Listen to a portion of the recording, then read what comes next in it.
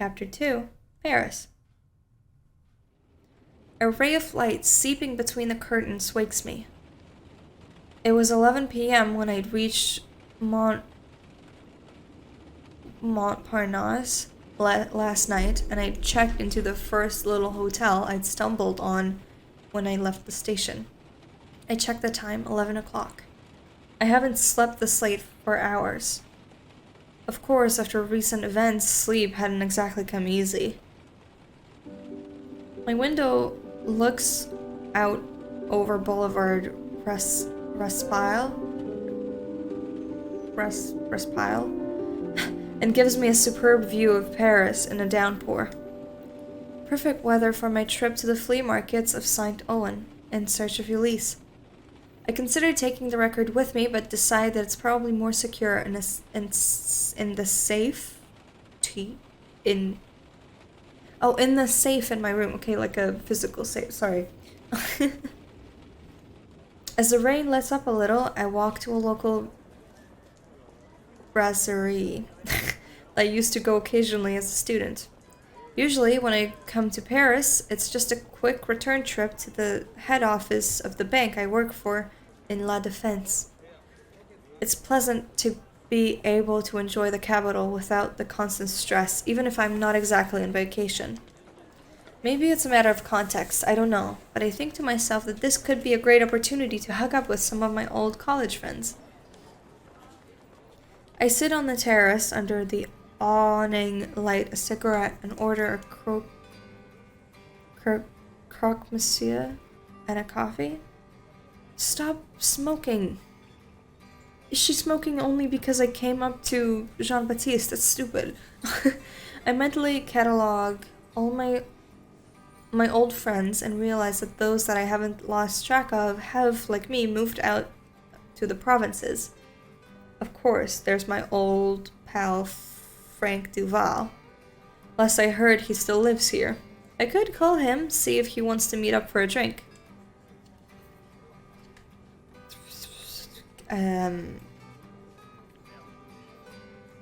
I can.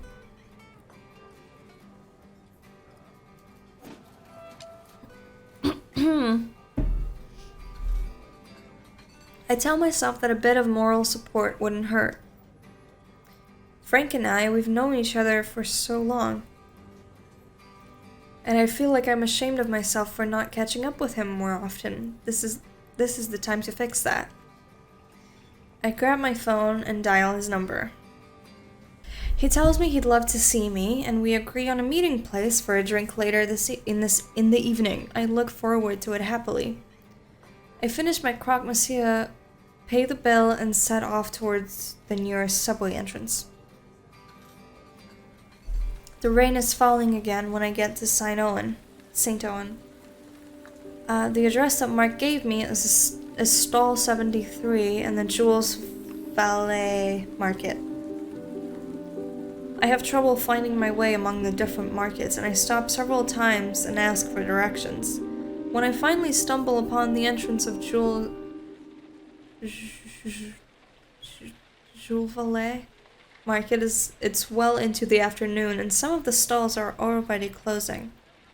I hope I'm not going to pay for my lie-in by finding myself facing a closed metal shutter. I work my way down a lane to stall 73. Unfortunately, instead of the old record stall I had hoped to find, the place is taken by a bookseller.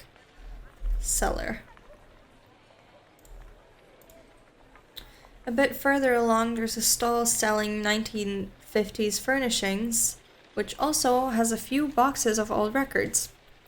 Above the storefront, a sign announces Patty's Store, Hardware and Records. Maybe the owner, a young woman who looks like a Betty Page imitator, will be able to help me. On the other hand, the bookseller is unhurriedly moving his boxes of books inside. I wait a few minutes, undecided, when the bookseller, an old man with a mustache, approaches me.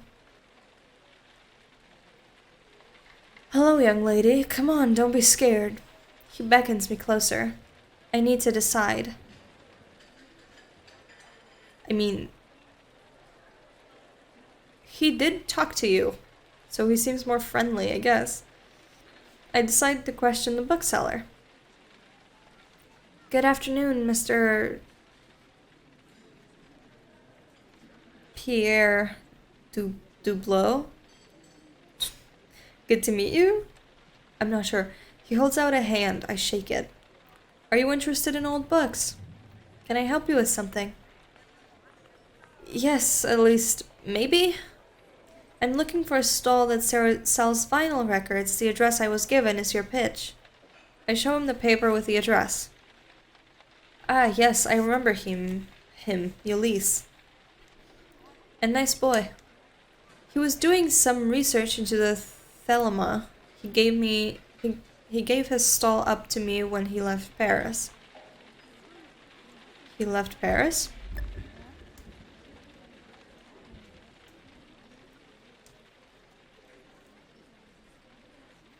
Yes, in the summer, about 3 months ago. That was a real stroke of luck. It's not easy to get a pitch here. Oh no. Oh, I clicked something by accident. Please stop. Stop. Shh. Oh god. I'm so sorry. If I might ask, why are you looking for him? He's a friend. I'm trying to track him down. Do you know where he went? The bookseller shrugs. England, London, probably. I admit, I didn't ask, but that was the next logical step for his research. What exactly was this research? What I was telling you, he was asking me all kinds of questions about the Ordo Templi Orientis, the thelema, if you prefer. What is that? Of course, I tried to direct him towards the real occultists, Blavatsky, Steiner, Pappas, in a pinch. Wait. Ordo Templi Orientis, Order of the Temple of the East, often shortened to the acronym OTTO, a cult brotherhood founded in the early 20th century, of which Aleister Crowley was the most influential member, a sort of variant of free masonry, but with more sex, in theory at least. Wait, the thelema, what's that? Yes, you know, the occult movements founded by Crowley, among the others. Thelema, English transliteration of the Greek term meaning the will, describes the belief system developed by Aleister Crowley, founded on the dictum, "Do what thou wilt shall be the whole of the law." I don't know, man. Crowley? The name's familiar. Aleister Crowley, an Englishman, he wrote the Liber Alvelegis. You must have heard of it. There are plenty of fictional works that refer to it. A bit like Lovecraft or Edgar Allan Poe. Yeah, I know who Lovecraft is. Do what thou wilt shall be the whole of the law. I've got a very nice copy if you like, an American first edition in excellent condition. But if you're really interested in the subject, the Theosophists are much more informative than Crowley. If I were you, I'd begin with Blavatsky instead of wasting your time with melodramatic Satan worshippers. He grabs a thick, leather-bound volume labeled Isis Unveiled from the shelf behind him. I realize that the conversation is getting out of hand. If he starts trying to sell me his merchandise, I'll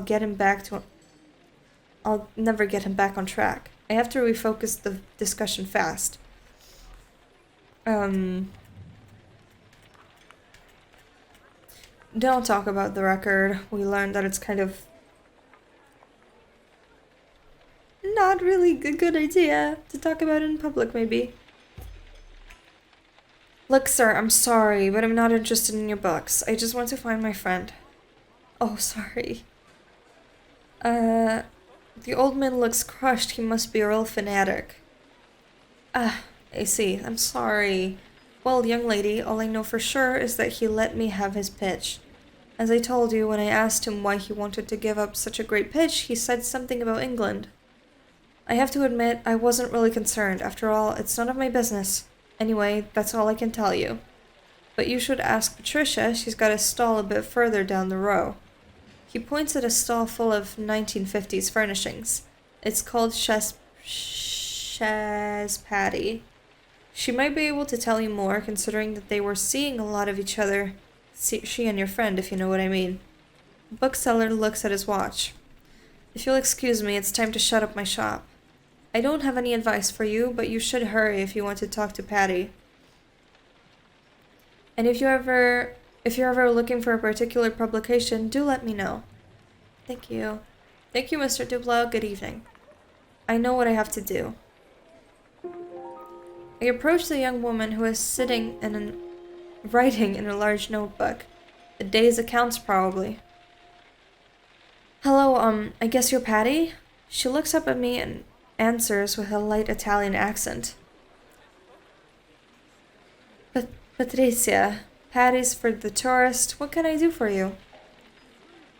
I'm looking for the owner of the old record store on pitch 73. Ulysses, the new stall holder, told me that you knew him? Patricia gives me a broad smile and she gazes at me. Let me guess. Alice, right? She bursts out laughing at my startled expressions. God, what? She bursts out laughing at my startled expression, delighted to have astounded me but without a trace of spite. It's funny, you're not at all how I imagined you'd be. But how? Oh, it's simple. Ulysses told me about you, of course. You really screwed his head up when you left him, you know? Yeah, isn't he the one who left me? Like, not that this matters to the conversation, but... Didn't he leave me? That's in the past, it's over. She stares at me. Oh, it certainly wasn't over for him, that's for sure. Or for you either, actually, seeing as you're here, looking for him. How do you two know each other? He took stall 73 about, 3-4 years ago? He was just next door, and he seemed nice, so I went, So, I went over to say hello, and we became friends. Something tells me that they were more than friends. I'm reluctant to ask her. Sure, I just ask. Something tells me you were more than friends, right? Yes, we were having sex, your man and I. He even lived in my place for a while when he first arrived in Paris. But it didn't work out? Trisha heaves a theatrical sigh, intensely Italian. No, but it had nothing to do with you, my dear. We weren't meant to last. Ulysses wasn't really my type, if you know what I mean. But Isia gives me a knowing smile and continues talking before I've really had the chance to figure out what she's trying to tell me. What do you mean? And I have to say that his hippie music got on my nerves pretty quickly. Oh. Let me guess, you're more of a Cramps or Meteors type of girl, right? Exactly. We could see eye to eye on the Sonics and the Kinks, but that gave us pretty small common ground. And of course, I soon realized that he was still hung up on you. Anyway, we broke up, but we stayed on good terms. He's not the type to hold a grudge, your Ulysses. Do you know where he is? Do you know what happened to him after he left Paris? The new owner of his pitch told me he probably went to London. He left in a bit of a hurry, but that's what he told me too. What do you mean in a hurry? Well, it pretty much happened overnight. He didn't want to tell me exactly why he was leaving. To tell the truth, I thought he was leaving for you, to go back to you. I guess I was wrong. Patricia rummages in her bag and pulls out her cell phone. She checks the time. It's about time to close up. Do you have plans for this evening? Her question catches me unawares. I had planned to meet a friend for drinks. Why do you ask? That's a shame. I could have introduced you to who might have some answers to your questions. I can cancel with Frank easy enough. I can always see him some other time. On the other hand, do I really want to spend the evening with Patricia and this mystery person? Can I ask? Sorry, but what do you mean someone who'll have the answers to my questions? She smiles. An old musician that I know. Ulysse spent some time with him before he left. Maybe he can clue you in better than I can. What do you say? Sure. Alright. Just give me a minute to call my friend and let him know. I move away to call Frank. He's a bit disappointed, but he seems distracted. I offered to meet him tomorrow, but unfortunately this is his last evening in Paris. A pity. I promise to make it up to him next time. I go back to Patricia's. Patricia is waiting patiently for me to hang out. She smiles at me. Help me shut up shop? I help Patricia stow away the record crates and small pieces of furniture that were beneath the awning. Then she pulls down the metal shutter. Then we head toward the way out. 3 hours and 2 gin and tonics later, I'm still waiting to meet Patricia's mystery person. We just left Jules Vallée market and we caught a metro, then another. Patricia had steered me to a grotty bar in a little street in the 11th arrondissement, near the Bastille. The music, an electric mix of garage, rockabilly, and psychedelic, blares out at an almost deafening volume, and the extremely reasonable price of the drinks seems to be the major selling points of the joint. We found Patricia's friend. We quickly headed off. Paul and John are record store owners. They recall meeting Ulysse when he was in Paris and going out with Patricia. Wait, what was the lexicon thingy?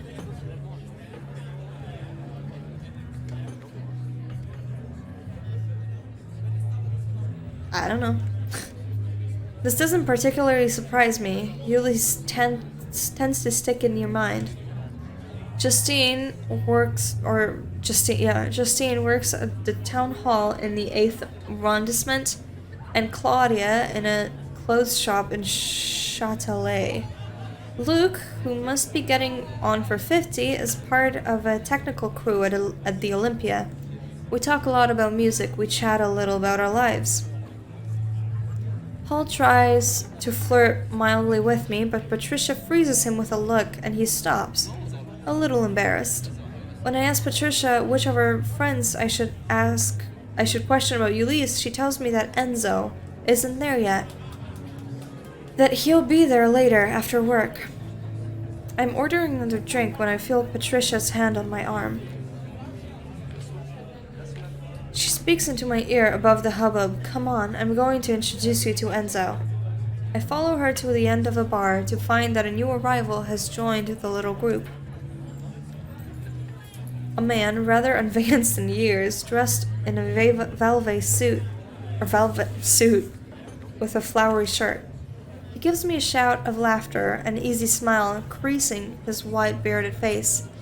His presence is magnetic. The image of an old wizard runs through my head, but I have a sense that this man is very down to earth, rooted in reality and delighted in life. Ah, Patricia Vengekui. That's probably absolutely not how you say it. He kisses the young woman affectionately, like an old uncle kissing his favorite niece, which makes me wonder if they're maybe related in some way. Then he turns to me. Good evening. I think we don't know each other, yes? No, I'm Alice. Nice to meet you. He speaks with a strong Italian accent, which strengthens my idea of a family connection. Enzo, I don't know if you remember Ulysses. You know, I introduced you? At the mention of my ex, a shadow passes over the old man's smiling face. Alice is looking for him, and I suggested that she meet you, seeing you and Ulysses got on so well. Do you know what happened to him after he left Paris? Enzo gestures me to follow him. Come with me. We're going somewhere we can talk without shouting. Enzo and I walk out the bar and up the road to a little courtyard. Enzo sits on the bench. I sit down next to him. He lights a cigarette, then offers me a pack. I accept one and let him light it for me. I'm not going to make any bones about it. If I mention a certain record, a 45 with a white sleeve, well, I'm caught off guard by this question. Should I be wary of this man, or can I trust him? I'm sus, but...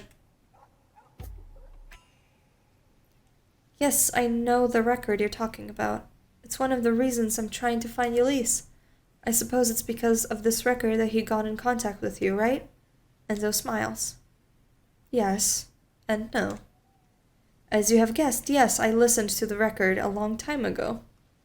But the fact that Ulysses and I met is really just chance, or destiny. Have you seen the film Le Cercle Rouge? No. It doesn't ring a bell. That doesn't surprise me. It's a very old French crime movie with Alain Delon and Yves Montand. At the start of the film, Jean-Pierre Melville, the director, invented a quote which he attributed to Gautama, and which I think perfectly applies to all the people who have listened to that record. When men, even unknowingly, are to meet one day, whatever may befall each, whatever the diverting paths, on the said day they will inevitably come together in the red circle.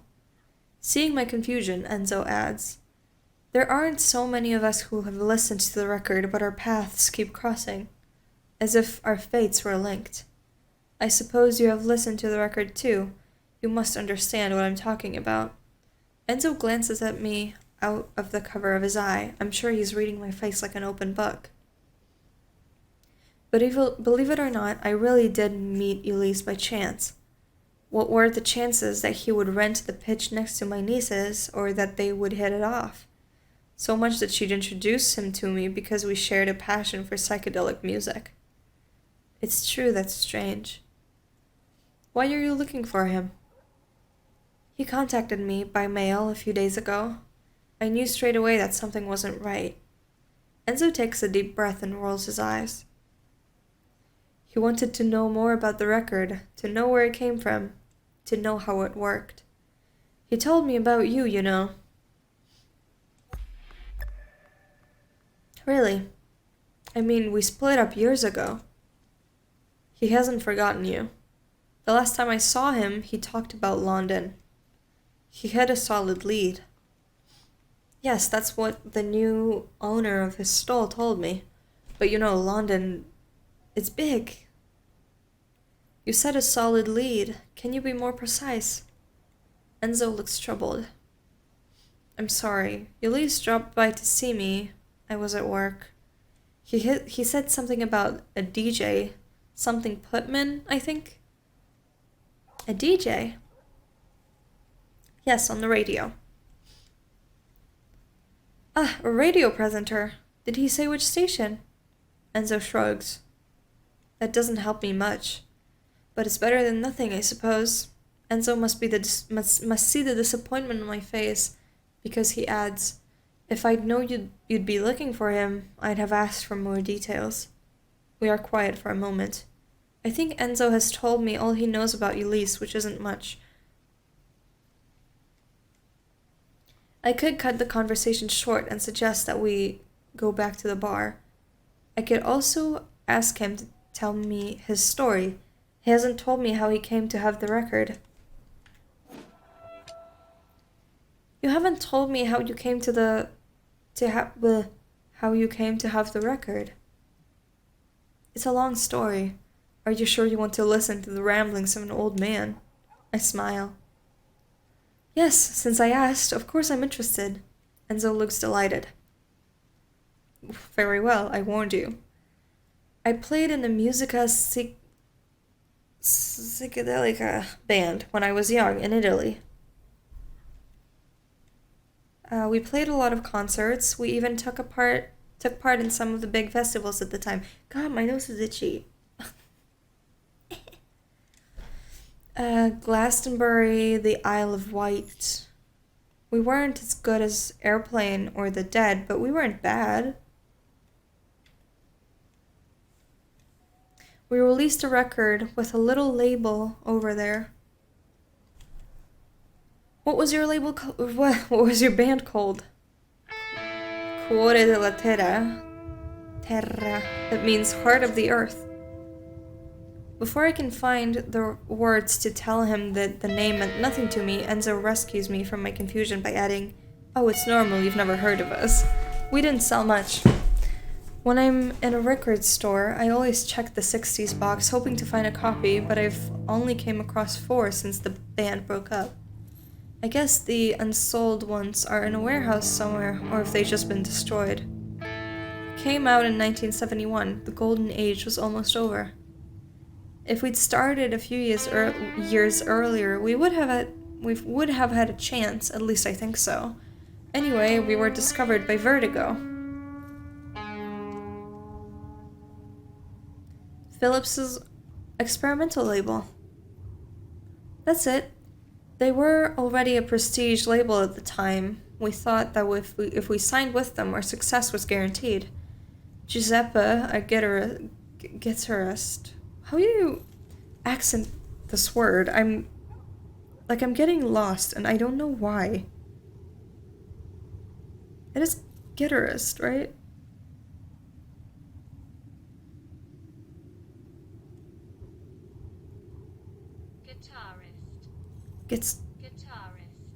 Guitarist. Okay, I'm sorry, I'm very lost. But I don't know why. I don't have a reason to be. It's a known word too, but Giuseppe, our guitarist, promised them a really ambitious concept double album.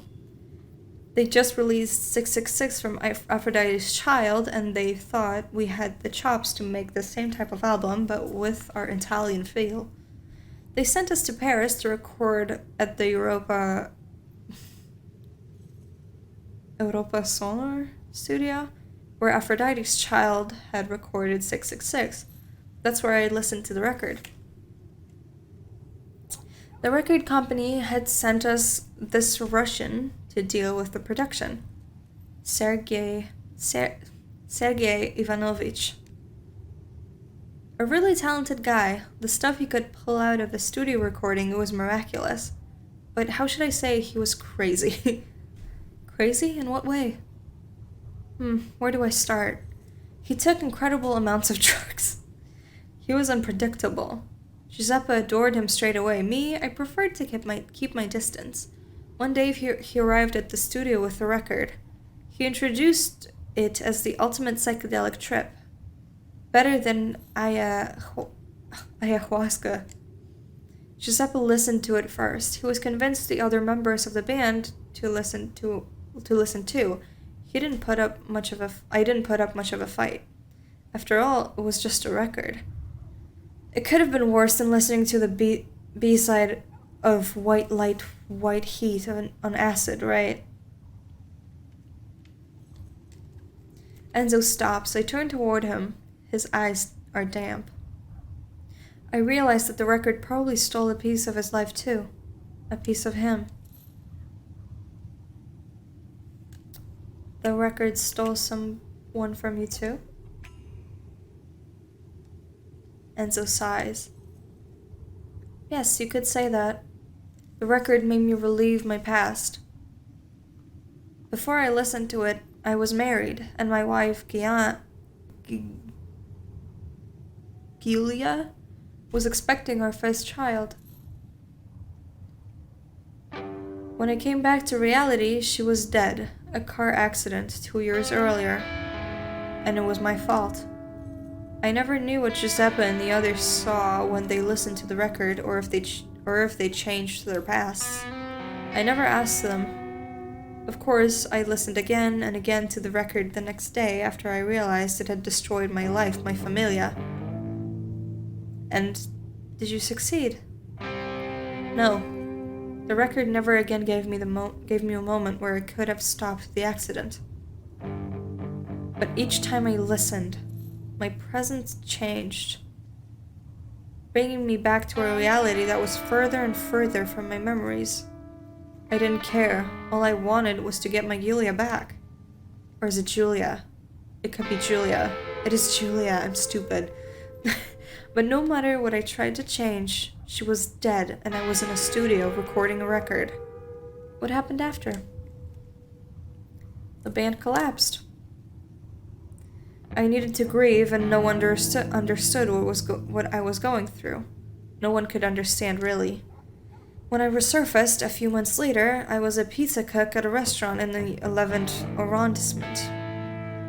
Our album was almost finished when I left. But seeing as there was no more band to promote it, Vertigo never released it. Giuseppe was the only one to stay in music. He had a little success in Italy in the 80s. A disco track under an American-sounding stage name. And then my sister moved to France after she separated from her daughter's father. Her daughter, Patricia, I suppose. Enzo smiles. There you go, now you know everything. Do you know what happened to the record afterward? When I stopped trying to change the past, record stole back.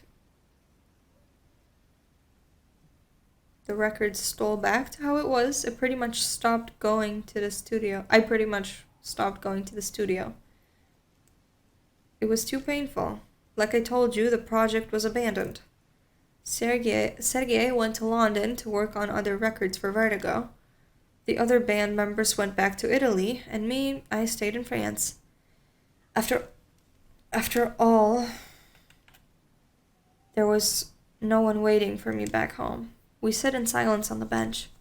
Enzo has lit another cigarette. He finishes it, crushes it out, and we go back to the bar.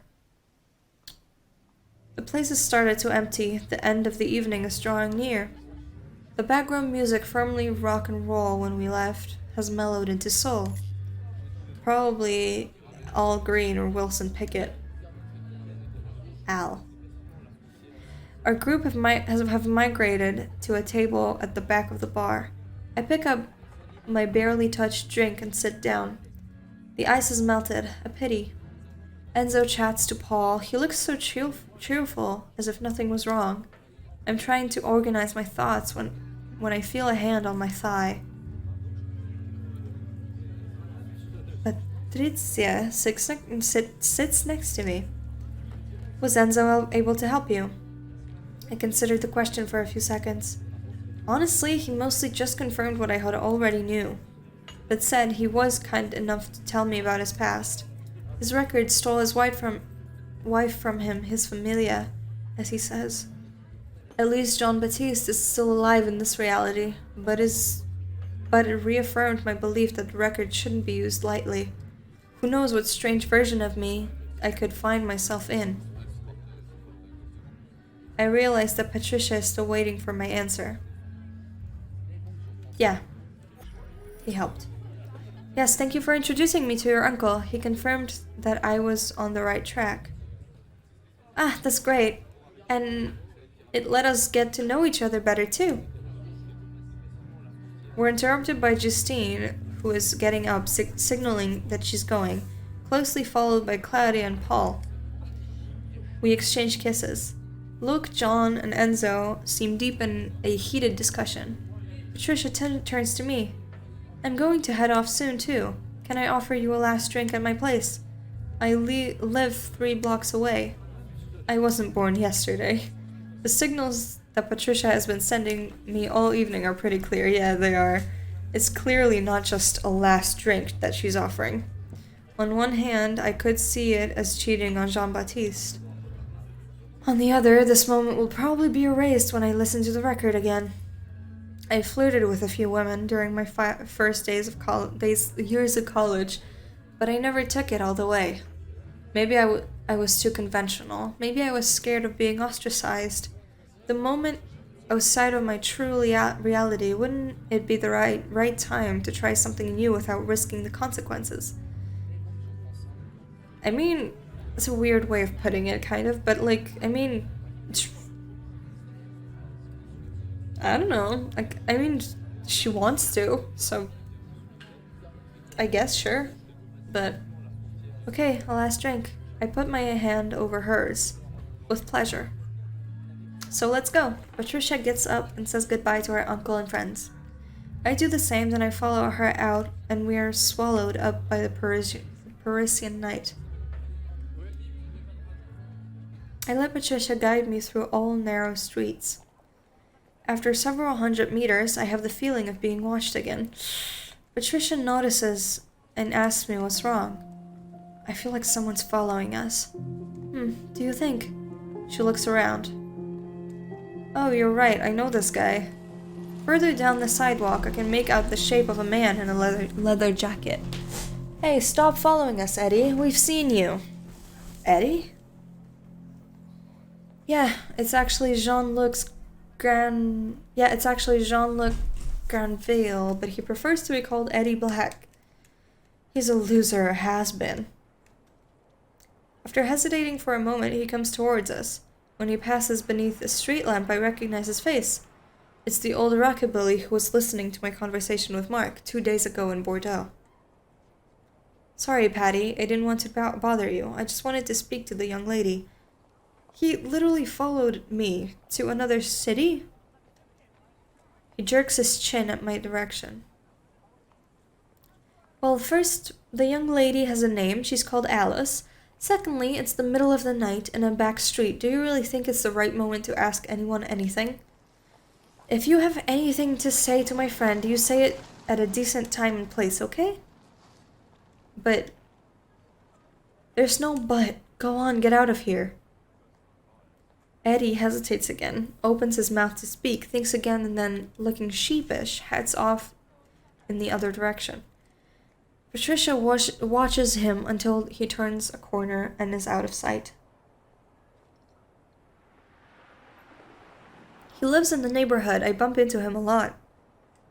He's not a bad guy, but he's kind of clueless. He wouldn't stop hassling Elise about some rare record. I hope he won't bother you too much with all that. It worries me a bit. I have to confess, it does worry me a bit all the same. He followed me from Bordeaux. I already caught him listening in on my conversations. And my apartment was searched. Searched? Honestly, I can't see Eddie breaking into people's homes. Are you sure it wasn't just a burglary? I shake my head. SMH. No, whoever broke in didn't steal anything. It has to have something to do with Elise. I don't know what he's got himself into, but I'd be careful if I were you. Patricia steps in front of a turn-of-the-century building with the gold coach gate. Well, here we are. She rummages in her bag for keys, then we climb the 6 flights up to her little apartment under the eaves. The interior reflects her perfectly, lush and baroque with lots of 1950s furniture. Patricia kicks off her heels and slips off her jacket and bag in the entry hall before choosing a record to put on the turntable. She directs me to do the same while she goes out to get us a drink. I sit down on her shabby old sofa. The crackling on the record gives way to the smooth voice of a crooner, accompanied by a few sultry piano notes, probably Sinatra. Patricia returns with 2 cocktail glasses full of clear liquid, olives bobbling at the bottom of each. Bobbing. I found the makings of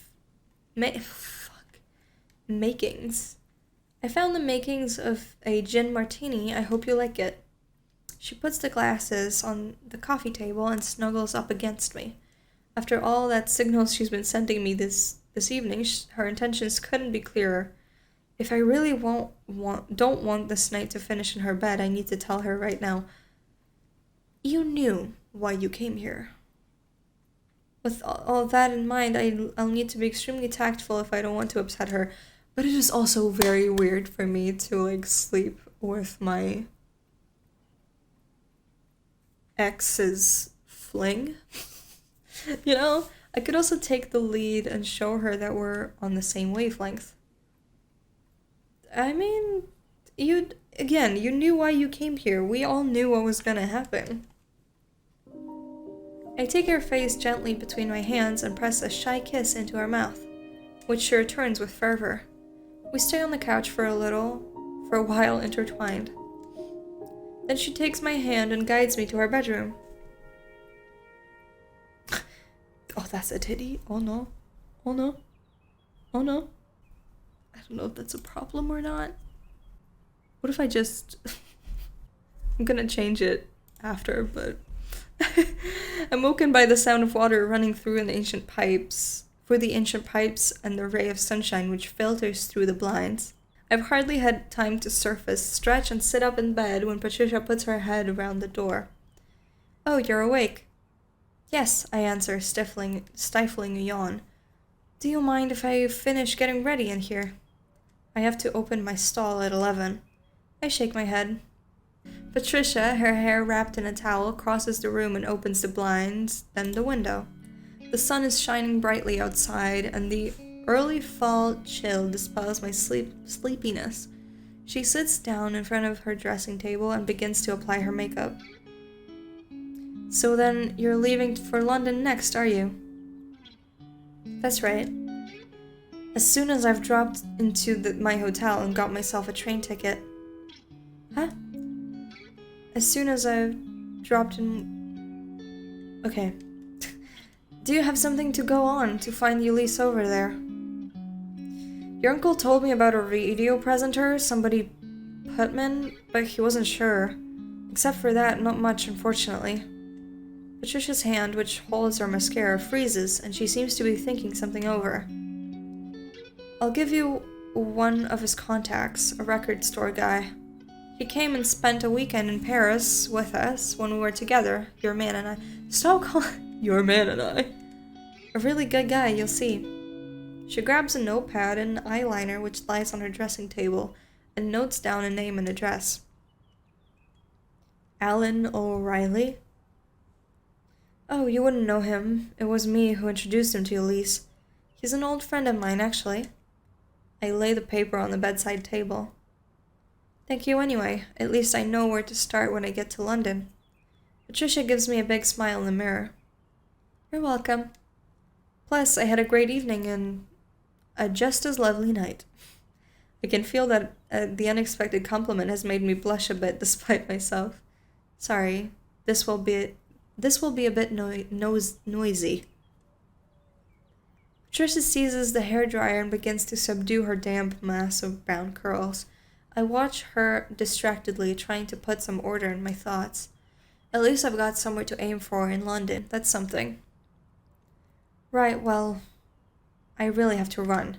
Oh, one last thing, if you don't mind. I gesture her to continue.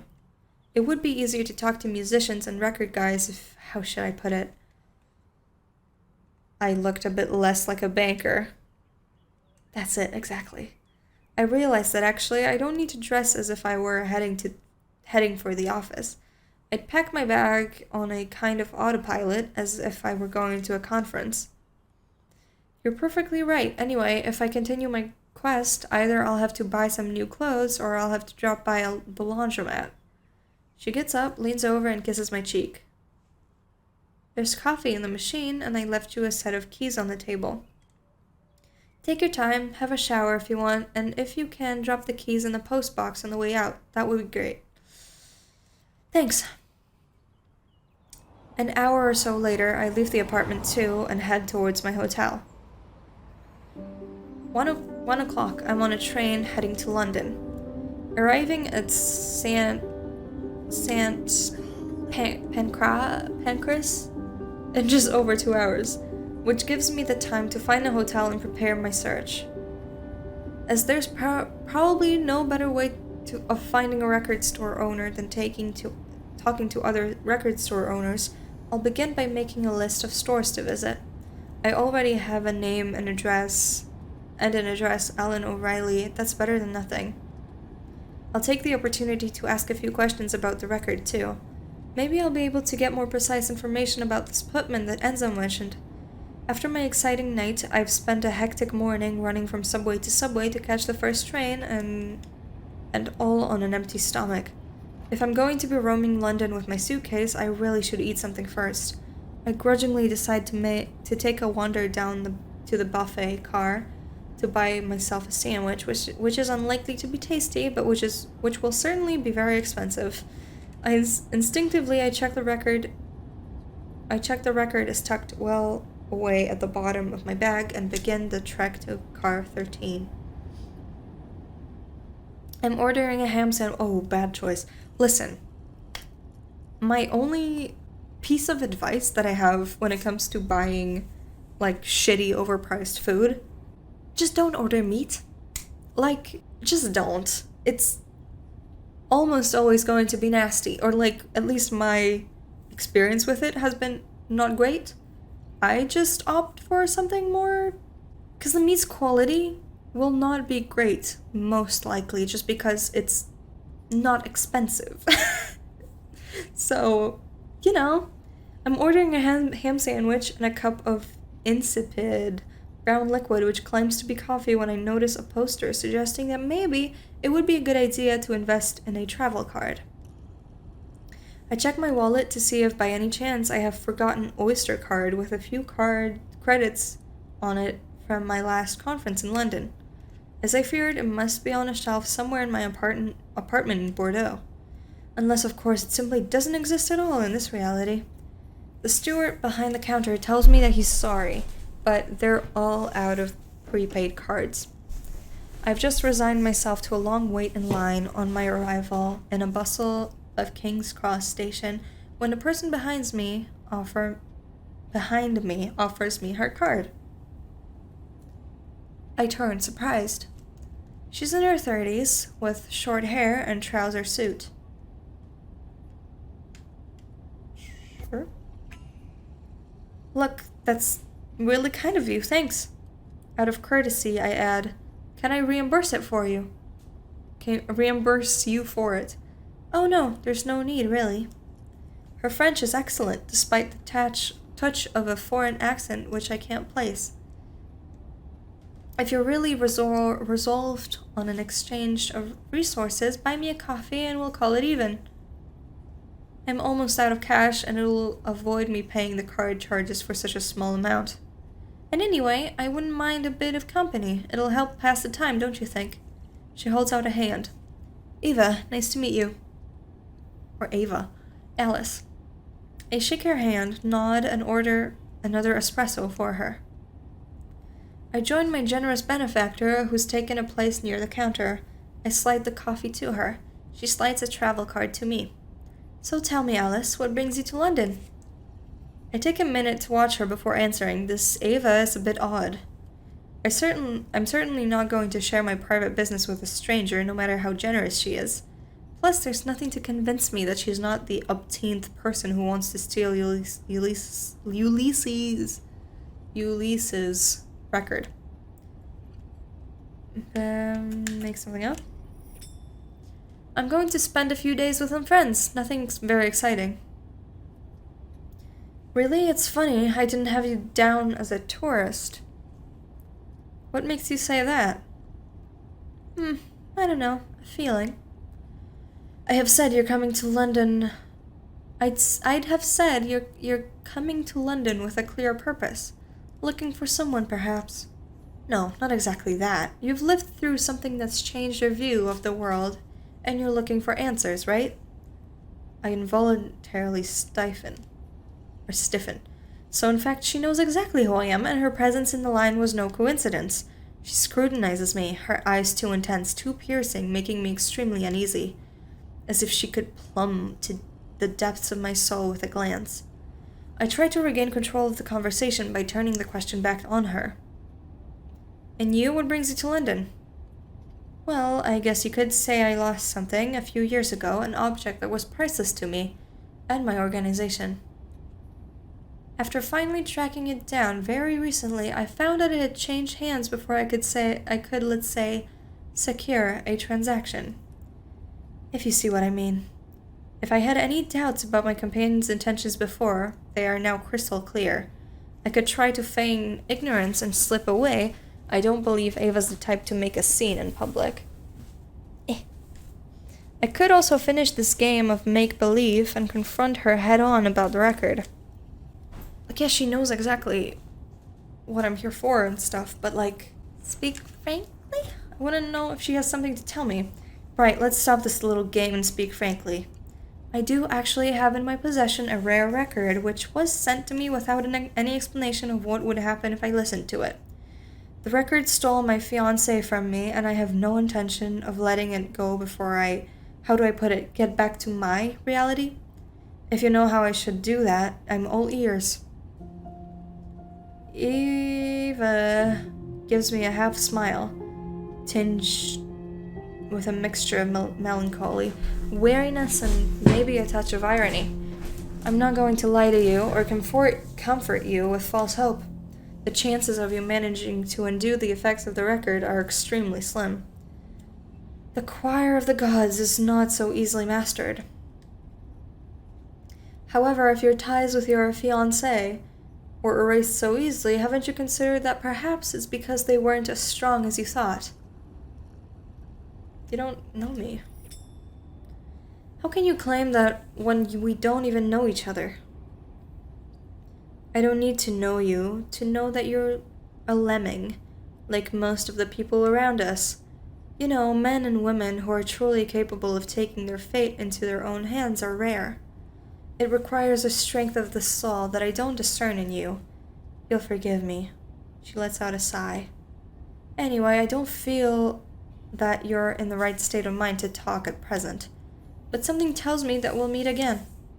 And next time, I hope with all my heart that you'll actually be ready to return that which belongs to me. She turns to the window and watches the English countryside rush past, cutting off the conversation. I wait undecided for a moment before taking my sandwich and my coffee and leaving the buffet car. The first thing I notice when I get back to my seat is that my case is gone. I understand better why Eva has redoubled her efforts to keep me talking. I conclude that she must have one or several accomplices, unlike Eddie Black, who seems to be operating alone. I don't expect I'll see my case again, which in any case contained nothing of any value, just some toiletries and a few clothes I brought with me. The record is safe in my handbag, with my papers. My neighbor in the next seat looks like she's fast asleep. I don't have the heart to wake her up to ask if she'd noticed anything. As a salve to my conscience, I question the two teenagers in the seat across the aisle, but they shrug their shoulders with a murmur sorry. I drop into my seat, struggling against panic. The thought of finding the conductor and telling him about my problem crosses my mind, but I banish it quickly. And what if that's what they expect me to do? I admit to myself with some difficulty that the conversation with Eva has really shaken me up. Eva will certainly be on the lookout for her first chance to get hold of the record. I'll have to be doubly careful now. The last half hour of my journey drags past in feverish suspense. When the train finally begins to pull into the station, I leave my seat to be near the exit, ready to disappear into the crowd as soon as it stops and the doors open.